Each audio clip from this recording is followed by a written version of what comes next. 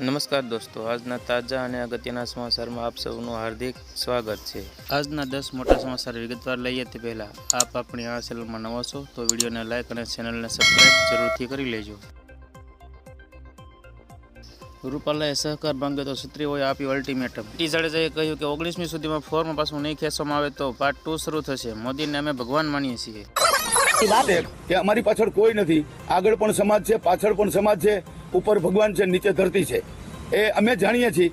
અમે કોઈના હાથા નથી બન્યા, હથિયાર નથી બન્યા। માણસો જાત જાતની વાત કરતી હોય, આપણી સમક્ષ પણ એવી વાત આવતી હોય તો એ વાતને સમર્થન જરા પણ ના આપતા। અમે ભાજપના વિરોધી નથી, અમે મોદી સાહેબને ભગવાનની જેમ માનીએ છીએ કે રાજા મહારાજાઓ રાજ કરતા તેવું અત્યારે એક રાજા તરીકે રાજ કરે છે, દેશનો રાજા કહી શકાય। તો અમે કાલ પણ એ કીધું કે અમે મોદી સાહેબના ચાહક છીએ કે પાર્ટ 1 અમારું સંમેલનમાં પૂરું થયું, જે કંઈ નીતિઓ ઘડવાની હતી। 16 તારીખે ફોર્મ ભરે તો 19 તારીખે પાછું પણ ખેંચી શકાય। માનો કે 19 તારીખે પાછું ન ખેંચ્યું, પછી પાર્ટ 2 એ 20 તારીખથી મિટિંગ કરી અને પછી અમલમાં મૂકશું। 22 યુવાનોએ કર્યું ગુજરાતીનું નામ રોશન। આજે યુપીએસસી સિવિલ સર્વિસ પરીક્ષા 2023નું પરિણામ જાહેર થયું છે। યુપીએસસીની પરીક્ષા 1016 ઉમેદવારોએ પાસ કરી છે, જેમાં ગુજરાતના 22 યુવાનો પાસ થયા છે, જેમને ગુજરાતીઓનું નામ રોશન કર્યું છે।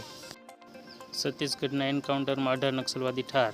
સૂત્રો અનુસાર છત્તીસગઢના કાંકેર જિલ્લામાં પોલીસ સાથેની અથડામણમાં પોલીસ અને નક્સલીઓ વચ્ચે અંધાધૂંધ ફાયરિંગ થઈ હતી, જેમાં 18 મૃતદેહો મળી આવ્યા હતા, જેમાં એક ટોચના નક્સલી નેતાનું મોત સાથે 3 સૈનિકો ઘાયલ થયા હતા। એસપી કલ્યાણી એલિસેલાએ જણાવ્યું હતું કે ઘાયલ સૈનિકોને બચાવવા માટે વધારાના દળો મોકલી આપવામાં આવ્યા હતા। એન્કાઉન્ટર બાદ ઘણી ઓટોમેટિક રાઇફલો મળી આવી હતી।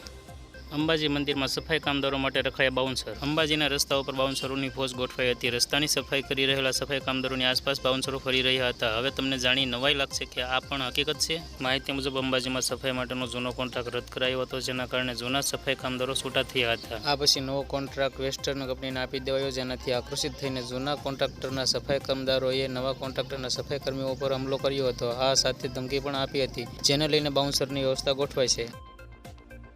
લોન લેનારાને સંપૂર્ણ માહિતી આપવા આરબીઆઈનું બેંકોને ફરમાન। લોન ધારકો હવે લોન લેતી વખતે લોન પ્રક્રિયા દરમિયાન થતો કુલ ખર્ચ તેમજ લોન પર વસૂલવામાં આવતા વ્યાજદરનો વાર્ષિક ખર્ચ સહિત તમામ વિગતો જાણી શકશે, જેની મદદથી તેઓ લોન લેવાની સ્માર્ટ પસંદગી કરવા સક્ષમ બનશે। આરબીઆઈએ તમામ બેંકો અને ફાઇનાન્સ કંપનીઓને 1 ઓક્ટોબરથી ફરજિયાત લોન પ્રક્રિયાના ભાગરૂપે વસૂલવામાં આવતી તમામ ફી અને ધિરાણનો વાર્ષિક ખર્ચ સહિત તમામ મહત્વની વિગતો દર્શાવતા સ્ટેટમેન્ટ રજૂ કરવા નિર્દેશ કર્યો છે।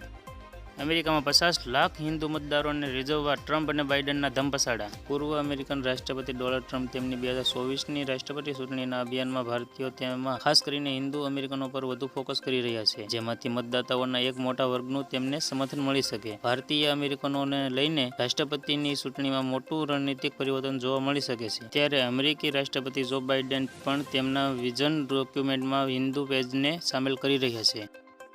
કોંગ્રેસ નેતા રણદીપ સુરજેવાલા સામે ચૂંટણી પંચની મોટી કાર્યવાહી। હેમા માલિની પર અયોગ્ય ટિપ્પણીના મામલામાં ચૂંટણી પંચે કોંગ્રેસના નેતા રણદીપ સુરજેવાલા વિરુદ્ધ કડક કાર્યવાહી કરી છે। ચૂંટણી પંચે સુરજેવાલાને આજે સાંજે 6 વાગ્યાથી આગામી 48 કલાક માટે રેલીઓ અને જાહેર સભાઓને સંબોધવા પર પ્રતિબંધ મૂક્યો છે। પ્રચાર પ્રતિબંધના આ સમયગાળા દરમિયાન તેઓ કોઈ પણ પ્રકારની જાહેર સભા, રોડ શો, ઇન્ટરવ્યૂ કે જાહેર નિવેદન આપી શકશે નહીં। દીપડાના હુમલામાં મહિલાનું મોત। ભાવનગરના પાલતાણામાં દીપડાના હુમલામાં મહિલાનું મોત થયું છે। આદપુરમાં વહેલી સવારે દીપડાએ મહિલા પર હુમલો કર્યો હતો। મહિલાને ગંભીર ઈજા થતાં તેને સારવાર અર્થે ખસેડવામાં આવી હતી। સારવાર દરમિયાન તેમનું મોત થયું છે। દીપડાના વધતા જતા હુમલાને લઈને લોકોમાં ભયનો માહોલ જોવા મળી રહ્યો છે। અજાણ્યા પોલીસકર્મીના મારથી યુવકનું મોત।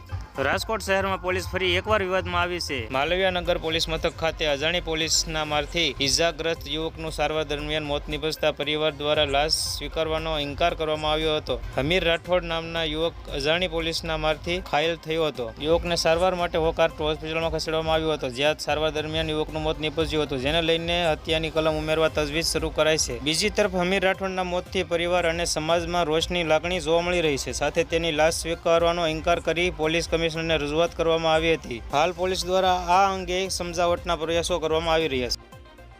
6 મહિનાની બાળકી અને તેની માતાની કરુણ હત્યા। યુપીના હમીરપુર વિસ્તારમાં અત્યાચારની ઘટના સામે આવી છે। પહાડી ડેરા ગામના દંપતી ઉત્તમ અને કિરણ વચ્ચે સોમવારે ઝઘડો થયો હતો। બાળકી આરાધ્યા તેની માતાના ખોળામાં હતી। એ જ સમયે પેટ્રોલ રેડીને આગ ચાપી હત્યા કરવામાં આવી। મસ્કરા પોલીસ સ્ટેશન હેઠળ કેસની તપાસ શરૂ કરી દેવામાં આવી છે। આજના સમાચારમાં બસ આટલું જ। માહિતી પસંદ આવી તો વિડીયોને લાઇક અને ચેનલને સબસ્ક્રાઇબ જરૂરથી કરી લેજો।